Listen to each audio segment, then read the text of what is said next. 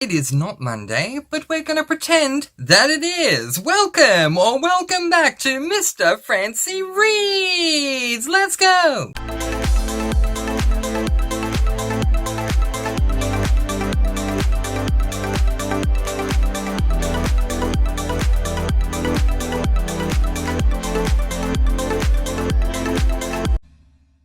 Yes, hello and welcome back to Mr. Francy Reads. I am, of course, Mr. Francy, and I am so honoured and thrilled that you have once again chosen to join me today as we do another Book Tag Monday video. It is not Monday.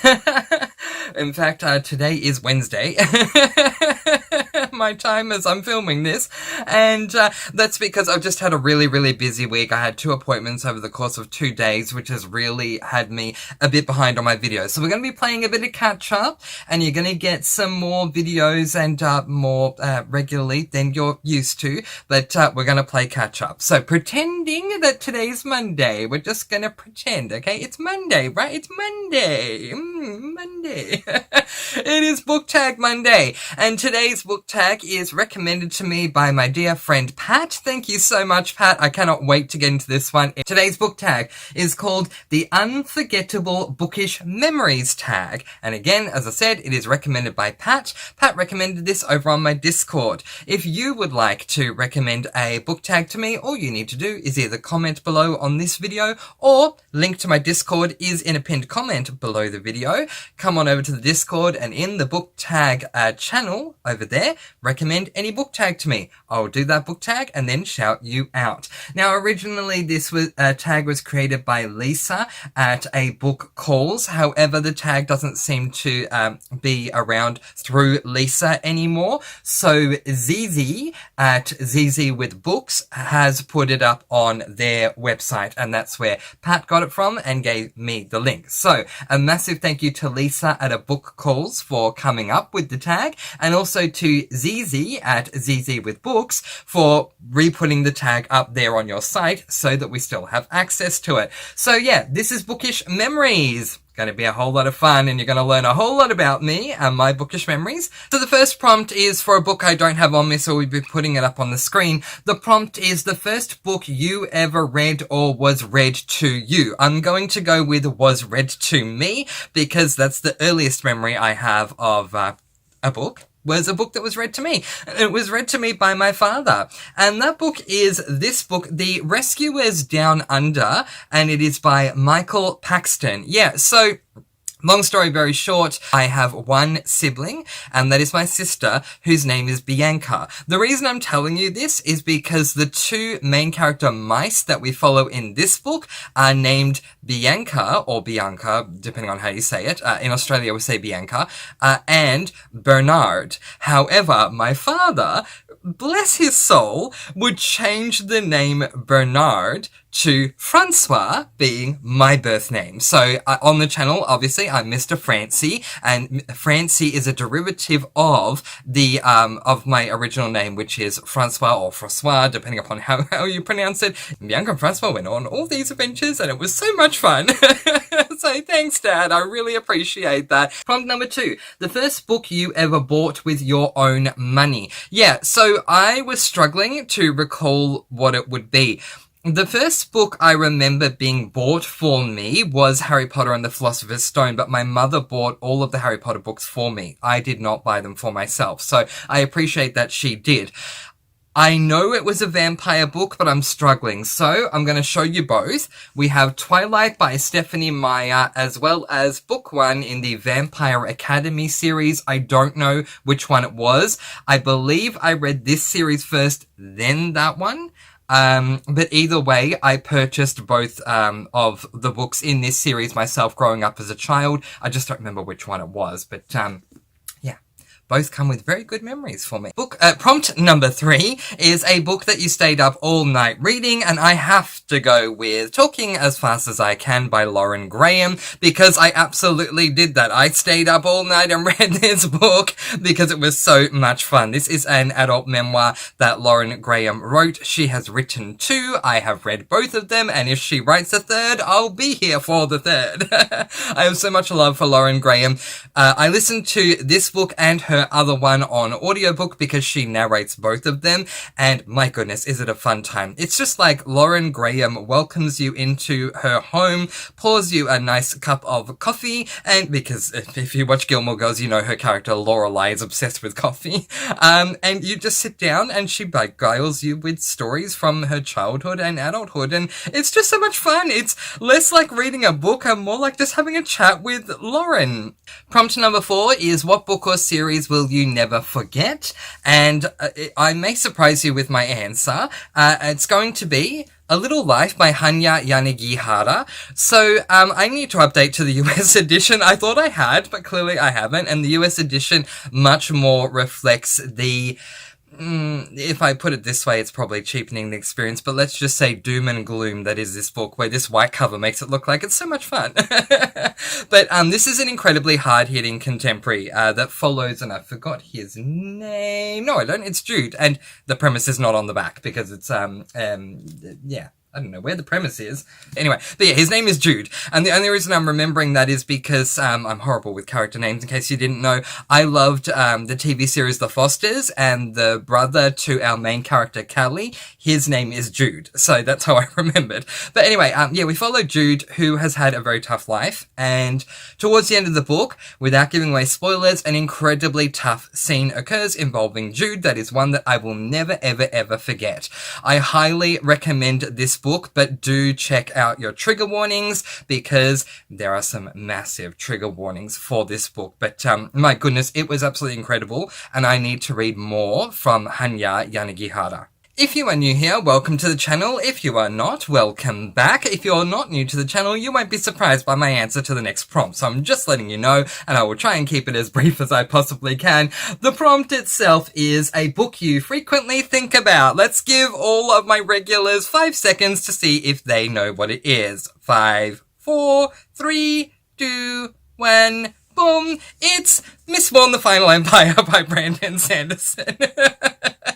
I'm sure you all were expecting this one in the last prompt, but it just suits better for this one. A book that you frequently think about. I do. I always think about this one. The reason for that is because this is not only my first Brandon Sanderson book, but because it certainly elevated the fantasy experience for me. I went into this book having read a number of different fantasy books, but nothing quite like this. And it showed me the potential that amazing authors that write fantasy have when it comes to this genre.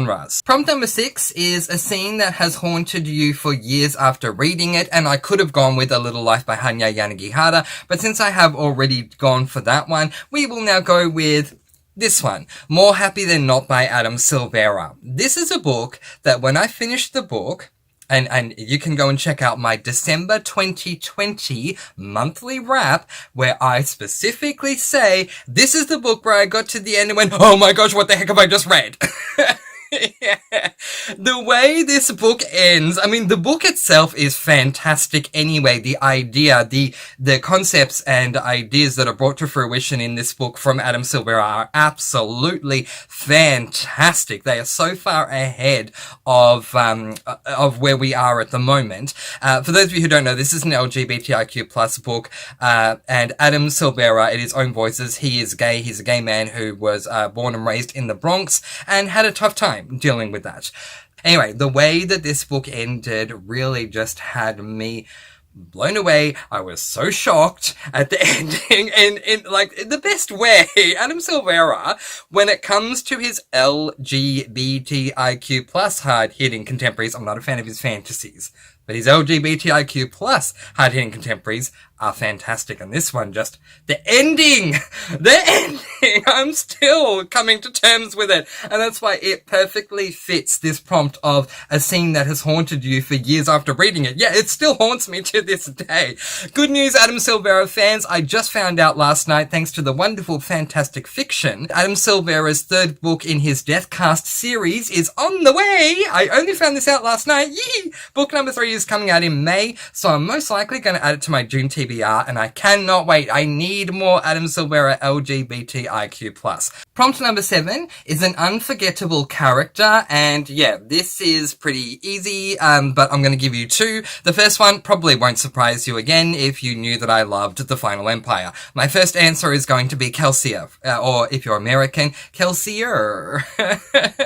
We pronounce our ERs at the end of words in Australia as an sound rather than the American, more correct in my opinion, way of So, if I say Kelsier, please forgive me. It is technically pronounced as Kelsier. Anyway, I love Kelsier. He was my bookish boyfriend for many years. But I'm going to give you another answer as well, and I'm going to put a book up on the screen, which is this one, One of Us is Next by Karen M. McManus. There is a character in this book that I absolutely loved, and that is Nox, who I always referred to as my Noxie. I don't remember when I read this book exactly, but certainly when I did the reading vlog and when I did the monthly wrap for this book, I was saying it even then too. This is my Noxie, and no one can tell me different. So yeah, my Noxie and my Kelsier have always stuck with me. Prompt number 8 is a book that changed your opinion about something. Yeah, absolutely. And this one did. I'm going to show you the book first. It is Bot Wars by J.V. Cade. And what this changed my opinion on was my very strong, firm belief that sci-fi would not be for me. Yeah. I read this book in March of 2020 because I wanted to diversify my reading, and it looked really adorable, and it certainly looked like a middle grade, and I thought, great way to start, since I don't think I'll love sci-fi, I'll read a middle grade sci-fi. I loved this book so much. I still need to read book number 2, I think it's called Meta Rise. Oh yeah, it's on the back. Meta Rise. I still need to read Meta Rise. Anyway, I will. I'll get to it one day, because this book was so fantastic. But anyway, this book changed my opinion on sci-fi not being for me, and I realized, yes, sci-fi absolutely can be for me, with many exceptions. So, one of them being, if it's set in space, it's not for me. But not every single sci-fi is set in space. In saying that, if it's a sci-fi that's set in space that's written by my dear Mr. Brando Sando, then it's actually okay. But, yeah, it changed my view on sci-fi not being for me, and now I certainly believe that it is for me. And the final prompt number 9, is share a random bookish memory. Yeah, so I thought long and hard about this one, thinking I have so many random ones, I really don't know what to share, and I finally settled on this one. And so the book I'm going to show you is the US edition, and I'm really excited about that because I had the UK one, just like with A Little Life. I had the UK one of this book I'm about to show you for a very long time, and then finally updated to the US edition. So, the US edition's title is slightly different to the UK one. The US edition is called The 7.5 Deaths of Evelyn Hardcastle. The UK edition doesn't have the half in it. It is called The 7 Deaths of Evelyn Hardcastle. The reason for this, very quickly, and here's your random bookish memory, difference in the title. Not my answer, but it's still a random bookish memory. The reason for that is because around the same time The 7 Husbands of Evelyn Hugo was released, and to huge critical acclaim in the US, and so in order to alleviate confusion, they put the half in the US title, but not the UK one.